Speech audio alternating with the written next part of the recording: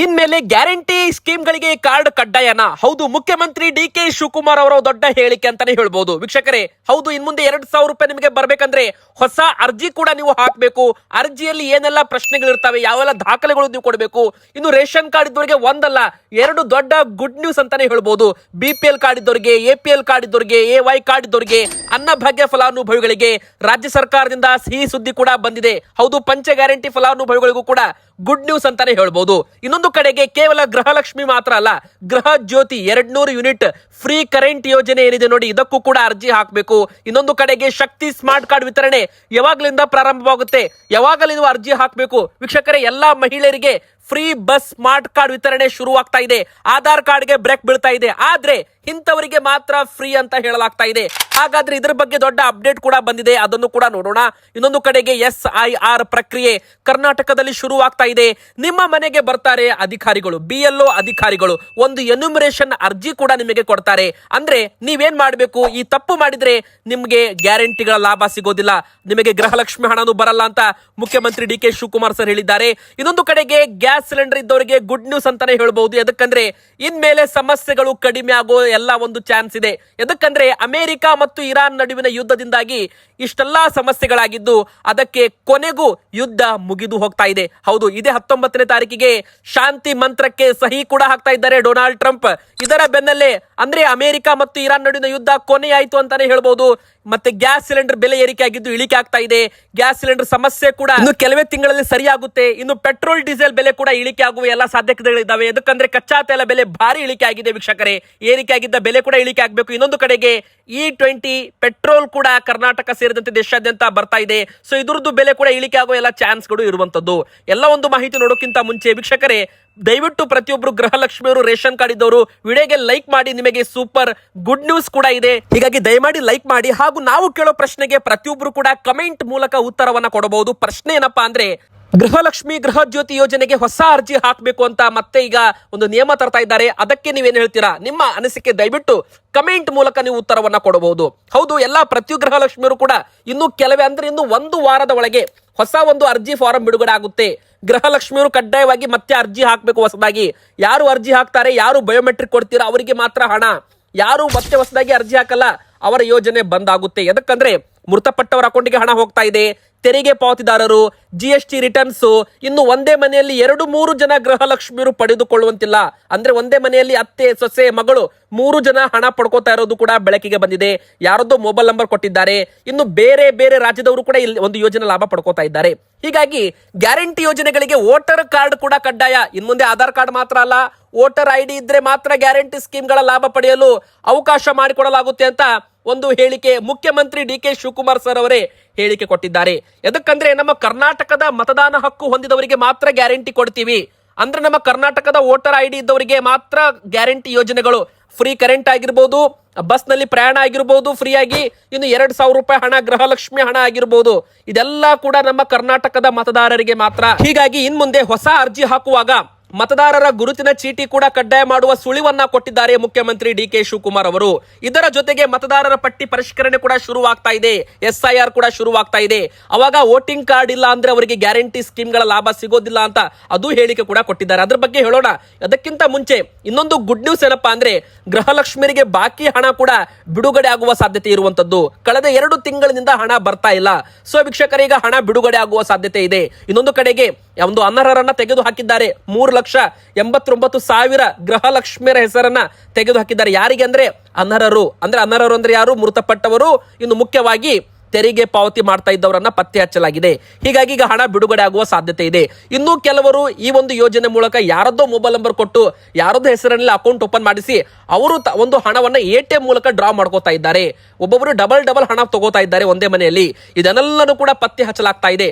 ನೋಡಿ ವೀಕ್ಷಕರೇ, ಒಂದು ಗುಡ್ ನ್ಯೂಸ್ ಏನಪ್ಪಾ ಅಂದ್ರೆ, ಗೃಹಲಕ್ಷ್ಮಿಯರಿಗೆ ಸರಿಯಾಗಿ ಹಣ ಬರಬೇಕು. ಅಂದ್ರೆ ಕೆಲವರಿಗೆ ಹಣ ಬರುತ್ತೆ, ಕೆಲವರಿಗೆ ಹಣ ಬರಲ್ಲ. ಕೆಲವರಿಗೆ ನೋಡಿ ಅರ್ಹರಿಗೆ ಹಣ ಬರಬೇಕು, ಅನರ್ಹರಿಗೆ ಹಣ ಹೋಗಬಾರ್ದು. ಅನರ್ಹರನ್ನ ತೆಗೆದು ಹಾಕಿದ್ರೆ ಅರ್ಹರಿಗೆ ಕರೆಕ್ಟ್ ಆಗಿ ಹಣ ಹೋಗುತ್ತೆ. ನೋಡಿ, ಹೆಚ್ಚು ಫಲಾನುಭವಿಗಳಿದ್ರೆ ಸರ್ಕಾರಕ್ಕೂ ಕೂಡ ಹೊರೆ ಅಂತ ಎಲ್ಲರಿಗೂ ಕೂಡ ಗೊತ್ತೇ ಇದೆ. ಸೊ ವೀಕ್ಷಕರೇ, ಎಷ್ಟು ಫಲಾನುಭವಿಗಳು ಕಡಿಮೆ ಆಗ್ತಾರೆ ಅಂದ್ರೆ ಅನರ್ಹರನ್ನ ತೆಗೆದು ಹಾಕ್ತಾರೆ ನೋಡಿ, ಅವಾಗ ಸರ್ಕಾರ ಪ್ರತಿ ತಿಂಗಳು 2,000 ಕರೆಕ್ಟ್ ಆಗಿ ಹಣ ಜಮೆ ಮಾಡುತ್ತೆ. ಇದರಿಂದ ಅರ್ಹರಿಗೆ ತುಂಬಾ ಅನುಕೂಲವಾಗುತ್ತೆ.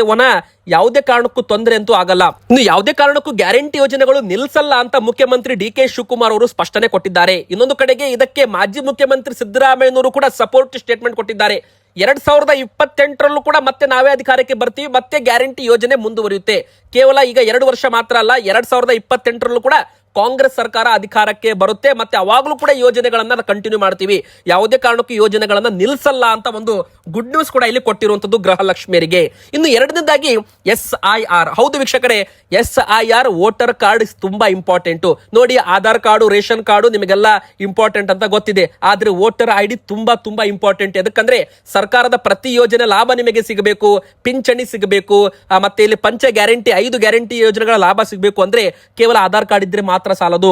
ಇನ್ನು ನಿಮಗೆ ವೋಟರ್ ID ಕೂಡ ಕಡ್ಡಾಯ. ಇದು ನಾವು ಹೇಳ್ತಾ ಇಲ್ಲ, ಮುಖ್ಯಮಂತ್ರಿ ಡಿ.ಕೆ. ಶಿವಕುಮಾರ್ ಸರ್ ಅವರೇ ಇದರ ಬಗ್ಗೆ ಒಂದು ಹೇಳಿಕೆ ಕೊಟ್ಟಿದ್ದಾರೆ. SIR ಈಗ ಶುರುವಾಗ್ತಾ ಇದೆ ಕರ್ನಾಟಕದಲ್ಲಿ. ಇದೇ 20ನೇ ತಾರೀಕಿನಿಂದ BLO ಅಧಿಕಾರಿಗಳು ಮನೆಗೆ ಭೇಟಿ ಕೊಡಲಿದ್ದಾರೆ. ಮತದಾರರ ಪಟ್ಟಿ ಪರಿಷ್ಕರಣೆ ಶುರುವಾಗ್ತಾ ಇದೆ. ನಕಲಿ ಮತದಾರರನ್ನ ತೆಗೆದು ಹಾಕ್ತಾರೆ. ಯಾರು ಕರೆಕ್ಟ್ ಆಗಿ ಅರ್ಜಿ ಫಾರ್ಮ್ ತುಂಬಿ ವಾಪಸ್ ಕೊಡಲ್ಲ, ಅವರ ಒಂದು ಹೆಸರು ಕೂಡ ತೆಗೆದು ಹಾಕುವ ಚಾನ್ಸ್ ಇದೆ ಅಂತೆ. ಸೊ ಯಾರು ಕೂಡ ಇದಕ್ಕೆ ಅವಕಾಶ ಮಾಡಿಕೊಡಬಾರದು. ಎನ್ಯುಮರೇಷನ್ ಅರ್ಜಿ BLO ಅಧಿಕಾರಿಗಳು ಮನೆಗೆ ಬಂದು ಕೊಟ್ಟಾಗ ಅದಕ್ಕೆ ಸರಿಯಾದ ಉತ್ತರವನ್ನ ನೀಡಿ ಆ ಒಂದು ಅರ್ಜಿಯನ್ನ ವಾಪಸ್ ಮತ್ತೆ ನೀವು ಅದನ್ನ ಹಸ್ತಾಂತರ ಮಾಡಬೇಕು. ಅಂದ್ರೆ ಅರ್ಜಿ ಫಾರ್ಮ್ ತುಂಬಿ ನೀವು ಮತ್ತೆ ಅಧಿಕಾರಿಗಳಿಗೆ ವಾಪಸ್ ಕೊಡಬೇಕು. ಒಂದು ವೇಳೆ ನೀವೇನಾದ್ರೂ ಇದರಲ್ಲಿ ವಿಫಲವಾದ್ರೆ ನಿಮ್ದು ಮತದಾನದ ಹಕ್ಕು ಹೋಗ್ಬಿಡುತ್ತೆ. ಮತದಾನದ ಹಕ್ಕು ಹೋದ್ರೆ ನಿಮಗೆ ಗ್ಯಾರಂಟಿಗಳ ಲಾಭ ಸಿಗಲ್ಲ. ಪಂಚ 5 ಗ್ಯಾರಂಟಿಗಳು ಮಾತ್ರ ಅಲ್ಲ, ಕೇಂದ್ರ ಸರ್ಕಾರದ, ರಾಜ್ಯ ಸರ್ಕಾರದ ಪಿಂಚಣಿ ಯೋಜನೆಗಳ ಲಾಭನೂ ಕೂಡ ಸಿಗಲ್ಲ. ಸೊ ನಿಮ್ದು ವೋಟಿಂಗ್ ಪವರ್ ಏನಿದೆ ನೋಡಿ, ಅಂದ್ರೆ ಮತದಾನದ ಹಕ್ಕು ತುಂಬಾ ಇಂಪಾರ್ಟೆಂಟ್ ಅಂತ ಮುಖ್ಯಮಂತ್ರಿ ಡಿ.ಕೆ. ಶಿವಕುಮಾರ್ ಅವರು ಒಂದು ಹೇಳಿಕೆಯನ್ನ ಕೊಟ್ಟಿದ್ದಾರೆ. ಸೊ ವೀಕ್ಷಕರೇ, ವೋಟರ್ ಕಾರ್ಡ್ ಮುಂದಿನ ಬರೋ ದಿನಗಳಲ್ಲಿ ಉಚಿತ ಬಸ್ ಪ್ರಯಾಣಕ್ಕೂ ಕೂಡ ಇಲ್ಲಿ ನಾವು ಅದನ್ನೇ ಬಳಕೆ ಮಾಡಬೇಕಾಗಿ ಬರಬಹುದು ಅಂತಾನೂ ಕೂಡ ಹೇಳಲಾಗ್ತಾ ಇದೆ. ಹೌದು ವೀಕ್ಷಕರೇ, ಶಕ್ತಿ ಸ್ಮಾರ್ಟ್ ಕಾರ್ಡ್ ಇದು ಕೂಡ ತುಂಬಾ ಇಂಪಾರ್ಟೆಂಟ್ ಆಗಿದೆ.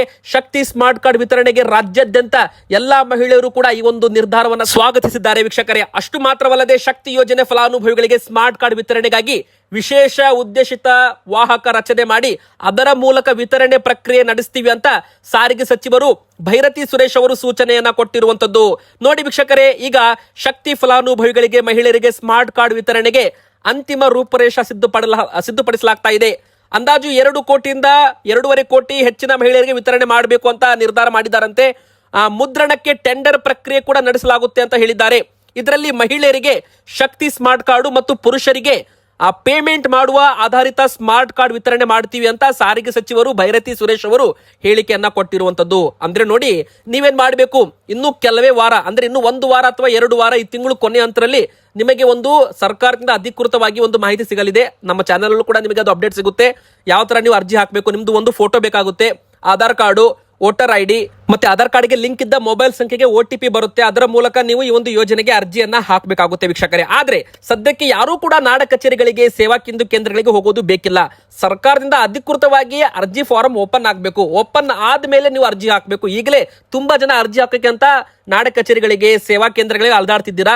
ಸೊ ವೀಕ್ಷಕರೇ, ಯಾರು ಕೂಡ ಈ ಒಂದು ಟೆನ್ಷನ್ ತಗೋಬೇಡಿ. ನಾವು ಯಾವಾಗ ಹಾಕಬೇಕು, ಸರ್ಕಾರದಿಂದ ಅಧಿಕೃತವಾಗಿ ಒಂದು ಸುತ್ತೋಲೆ ಬರುತ್ತೆ ರಿಟರ್ನ್ ಫಾರ್ಮೆಟ್ ಅಲ್ಲಿ, ಅವಾಗ ನಾವು ನಿಮಗೆ ಇದ್ರ ಬಗ್ಗೆ ಅಪ್ಡೇಟ್ ಕೊಡ್ತೇವೆ. ಅಲ್ಲಿವರೆಗೂ ನೀವು ಆಧಾರ್ ಕಾರ್ಡ್ ತೋರಿಸಿ ಪ್ರಯಾಣ ಮಾಡಬಹುದು ಸದ್ಯಕ್ಕೆ.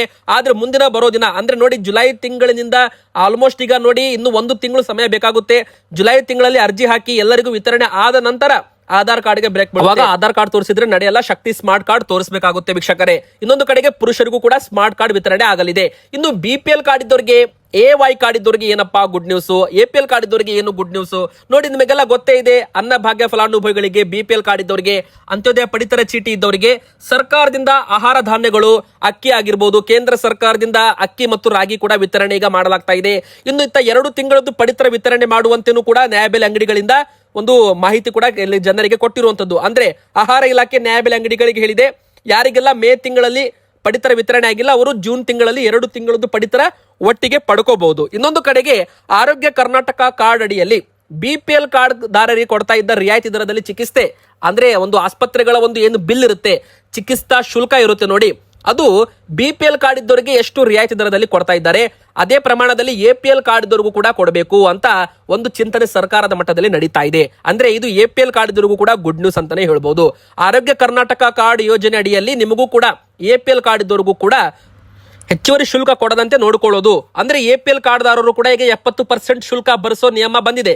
ಹೀಗಾಗಿ BPL ನವರ ರೀತಿ APL ಕಾರ್ಡ್ದಾರರಿಗೂ ಕೂಡ ಈ ತರ ಕಡಿಮೆ ವೆಚ್ಚದಲ್ಲಿ ಚಿಕಿತ್ಸೆ ಸಿಗುವಂತೆ ಮಾಡಲು ಚಿಂತನೆ ಮಾಡ್ತೀವಿ ಅಂತ ಆರೋಗ್ಯ ಸಚಿವರು UT ಖಾದರ್ ಸರ್ ಅವರು ಒಂದು ಹೇಳಿಕೆಯನ್ನ ಕೊಟ್ಟಿದ್ದಾರೆ. ಇದು ರೇಷನ್ APL ಕಾರ್ಡ್ ಇದ್ದವರಿಗೆ ಒಂದು ಗುಡ್ ನ್ಯೂಸ್ ಅಂತ ಹೇಳ್ಬೋದು. ಇನ್ನು BPL ಕಾರ್ಡ್ ಇದ್ದವರಿಗೆ AY ಕಾರ್ಡ್ ಇದ್ದವರಿಗೂ ಕೂಡ ಒಂದು ಗುಡ್ ನ್ಯೂಸ್ ಏನಪ್ಪಾ ಅಂದ್ರೆ ಮೇ ಮತ್ತು ಜೂನ್ 2 ತಿಂಗಳದ್ದು ಪಡಿತರವನ್ನ ವಿತರಣೆ ಈಗ ಮಾಡ್ತಾ ಇದ್ದಾರೆ. ನೀವು ಕೂಡ ರಾತ್ರಿ 10 ಗಂಟೆವರೆಗೂ ನ್ಯಾಯಬೆಲೆ ಅಂಗಡಿಗೆ ಹೋಗಿ ನಿಮ್ಮ ಬೆರಳಚ್ಚು ಕೊಡೋದರ ಮೂಲಕ ಬಾಕಿ ಪಡಿತರ ವಿತರಣೆ ಮಾಡ್ಕೊಂಡಿಲ್ಲ ಅಂದ್ರೆ ನೀವು ಪಡ್ಕೊಂಡಿಲ್ಲ ಅಂದ್ರೆ ಬೇಗನೆ ಹೋಗಿ ಪಡ್ಕೊಳ್ಳಿ. ಜೂನ್ 30 ಕೊನೆ ದಿನಾಂಕ ಇದೆ. ಸೊ ವೀಕ್ಷಕರು ಯಾರೆಲ್ಲ ಪಡ್ಕೊಂಡಿಲ್ಲ ಬೇಗನೆ ಹೋಗಿ ಪಡ್ಕೊಳ್ಳಿ. ಒಟ್ಟು 10 kg ಅಕ್ಕಿ ವಿತರಣೆ ಮಾಡ್ತಾ ಇದ್ದಾರೆ. ಅಂದ್ರೆ ಮೇ ತಿಂಗಳದ್ದು 5 kg, ಜೂನ್ ತಿಂಗಳದ್ದು 5 kg. ಕೇಂದ್ರ ಸರ್ಕಾರ ಅಕ್ಕಿ ಮತ್ತು ರಾಗಿ ವಿತರಣೆ ಮಾಡುವಂತೆ ಸೂಚನೆಯನ್ನ ಕೊಟ್ಟಿರುವಂತದ್ದು. ಕೆಲವೊಬ್ಬರಿಗೆ ಮೇ ತಿಂಗಳಲ್ಲಿ ಜೂನ್ ತಿಂಗಳದ್ದು ವಿತರಣೆ ಮಾಡಿದ್ದಾರೆ ಅಡ್ವಾನ್ಸ್ ಆಗಿ, ಆದ್ರೆ ಕೆಲವರು ಪಡ್ಕೊಂಡಿಲ್ಲ ಸರ್ವರ್ ಸಮಸ್ಯೆಯಿಂದಾಗಿ. ಸೊ ವೀಕ್ಷಕರ ಅವರೆಲ್ಲ ಕೂಡ ಈಗ ಪಡ್ಕೋಬಹುದು. ಇನ್ನು ಮುಖ್ಯವಾಗಿ ಎರಡನೇದೇನಪ್ಪಾ ಅಂದ್ರೆ ಇಂದಿರಾ ಕಿಟ್ ವಿತರಣೆ ಯಾವಾಗ ನೋಡಿ. ಇನ್ನೂ ಕೂಡ ಸರ್ಕಾರದಿಂದ ಯಾವುದೇ ರೀತಿ ಅಧಿಕೃತವಾಗಿ ಇಂದಿರಾ ಕಿಟ್ ವಿತರಣೆ ಬಗ್ಗೆ ಅಪ್ಡೇಟ್ ಬಂದಿಲ್ಲ. ಆದ್ರೆ ಹೋದ ತಿಂಗಳು ಅಪ್ಡೇಟ್ ಪ್ರಕಾರ ಜೂನ್ ತಿಂಗಳಲ್ಲಿ ವಿತರಣೆ ಮಾಡ್ತೀವಿ ಅಂತ ಆಹಾರ ಸಚಿವರು KH ಮುನಿಯಪ್ಪ ಸರ್ ಅವರು ಒಂದು ಹೇಳಿಕೆ ಕೊಟ್ಟಿದ್ರು. ಆದ್ರೆ ಮತ್ತೆ ಈಗ ಇದು ಸ್ವಲ್ಪ ವಿಳಂಬವಾಗಬಹುದು ಅಂತ ಹೇಳಲಾಗ್ತಾ ಇದೆ. ಸೊ ವೀಕ್ಷಕರೇ ಇದು ಜುಲೈ ತಿಂಗಳಲ್ಲಿ ಏನಾದ್ರೂ ಅಪ್ಡೇಟ್ ಬಂದ್ರೆ ನಿಮಗೆ ನಾವು ಹೇಳಲಿದ್ದೇವೆ. ಸೊ ಅಡುಗೆ ಎಣ್ಣೆ, ಉಪ್ಪು, ಸಕ್ಕರೆ, ತೊಗರಿಬೇಳೆ ಈ 4 ಆಹಾರ ಸಾಮಗ್ರಿಗಳು ಇಂದಿರಾ ಕಿಟ್ ಮೂಲಕ ಕೊಡಲಾಗುತ್ತೆ BPL ಕಾರ್ಡ್ ಮತ್ತು AY ಕಾರ್ಡ್ ಇದ್ದವ್ರಿಗೆ. ಇನ್ನು ಗೃಹ ಜ್ಯೋತಿ ಫಲಾನುಭವಿಗಳು ಕೂಡ ಹೊಸದಾಗಿ ಅರ್ಜಿ ಹಾಕಬೇಕು. ನೀವೇನಾದ್ರೂ ಮನೆ ಕರೆಂಟು ಅಂಗಡಿಗೆ ಬಳಕೆ ಮಾಡ್ತಾ ಇದ್ರೆ ಅದು ಅಪರಾಧ ಅಂತ ಹೇಳಲಾಗ್ತಾ ಇದೆ ನೋಡಿ. ಹೌದು ವೀಕ್ಷಕರೇ, ಈಗ ಹೊಸ ಒಂದು ನಿಯಮಾವಳಿಗಳನ್ನ ತರಲಾಗ್ತಾ ಇದೆ. ಪ್ರತಿಯೊಬ್ರು ಕೂಡ ಅಂಗಡಿಗೂ ಸಪರೇಟು ಮೀಟರ್ನ ಹಾಕಿಸ್ಬೇಕು, ಮನೆಗೆ ಸಪರೇಟ್ ಮೀಟರ್ ತಗೋಬೇಕು. ಮನೆಗೆ ಮಾತ್ರ ಗೃಹ ಜ್ಯೋತಿ 200 ಯೂನಿಟ್ ಫ್ರೀ ವಿದ್ಯುತ್ ಇರುತ್ತೆ. ಇನ್ನು ಮುಂದ್ಗಡೆ ಅಂಗಡಿ ಇರುತ್ತೆ, ಹಿಂದ್ಗಡೆ ಮನೆ ಇರುತ್ತೆ, ಅಂತವರು ಕೂಡ ಈ ಒಂದು 200 ಯೂನಿಟ್ ಉಚಿತ ವಿದ್ಯುತ್ ಪಡ್ಕೋತಾ ಇದ್ದಾರೆ. ಅಂದ್ರೆ ಗೃಹ ಜ್ಯೋತಿ ಯೋಜನೆ ಏನಿದೆ ನೋಡಿ, ಇದು ಕೂಡ ಅಕ್ರಮವಾಗಿ ದುರ್ಬಳಕೆ ಆಗ್ತಾ ಇದೆ. ಸೊ ಒಬ್ಬರೇ ಒಂದೇ ಹೆಸರಲ್ಲಿ 5-6 ಮೀಟರ್ ಗಳನ್ನ ಹೊಂದಿದ್ದಾರೆ. ಮತ್ತೆ ಬಾಡಿಗೆ ಮನೆಯವರಿಗೆ ಯಾರಾದ್ರೂ ನೀವು ಬಾಡಿಗೆ ಮನೆ ಕೊಟ್ಟಿದ್ರೆ, ಅವರು ಬೇರೆ ರಾಜ್ಯದವರಿದ್ರೆ ಅವರು ಯಾವುದೇ ಕಾರಣಕ್ಕೂ ಗೃಹ ಜ್ಯೋತಿ ಯೋಜನೆ ಅಡಿಯಲ್ಲಿ ಲಾಗಿನ್ ಆಗಬಾರ್ದು. ಅಂದ್ರೆ ಈ ಒಂದು ಯೋಜನೆ ಲಾಭ ಪಡ್ಕೋಬಾರ್ದು ಅಂತ ಹೇಳಲಾಗಿದೆ. ಹೀಗಾಗಿ ಮತ್ತೊಮ್ಮೆ ಹೊಸ ಅರ್ಜಿಯನ್ನ ಕರೆಯಲಾಗಿದೆ. ಇದೆಲ್ಲಕ್ಕೂ ಕೂಡ ನೀವು ಮತ್ತೊಮ್ಮೆ ಅರ್ಜಿಯನ್ನ ಹಾಕೋದ್ರ ಮೂಲಕ ವೋಟರ್ ID ಕೂಡ ಈ ಬಾರಿ ಕಂಪಲ್ಸರಿ ಮಾಡಬಹುದು ಅಂತ ಹೇಳಲಾಗ್ತಾ ಇದೆ. ಸೊ ವೀಕ್ಷಕರೇ, ಪ್ರತಿಯೊಬ್ಬರು ಹೊಸ ಅರ್ಜಿ ಕರೆದ ನಂತರ ಮತ್ತೊಮ್ಮೆ ಅರ್ಜಿ ಹಾಕಬೇಕು. ಗೃಹ ಜ್ಯೋತಿ ಯೋಜನೆ, ಗೃಹಲಕ್ಷ್ಮಿ ಯೋಜನೆಗೆ ಮತ್ತೆ ಹೊಸದಾಗಿ ಅರ್ಜಿ ಫಾರಂ ಓಪನ್ ಆಗುತ್ತೆ. ಮತ್ತೆ ಅರ್ಜಿ ಹಾಕಿ ಈ ಯೋಜನೆ ಲಾಭ ಪಡ್ಕೋಬಹುದು. ಅನರ್ಹರನ್ನ ತೆಗೆದು ಹಾಕಲಾಗುತ್ತೆ ಅಂತ ಹೇಳಲಾಗಿದೆ.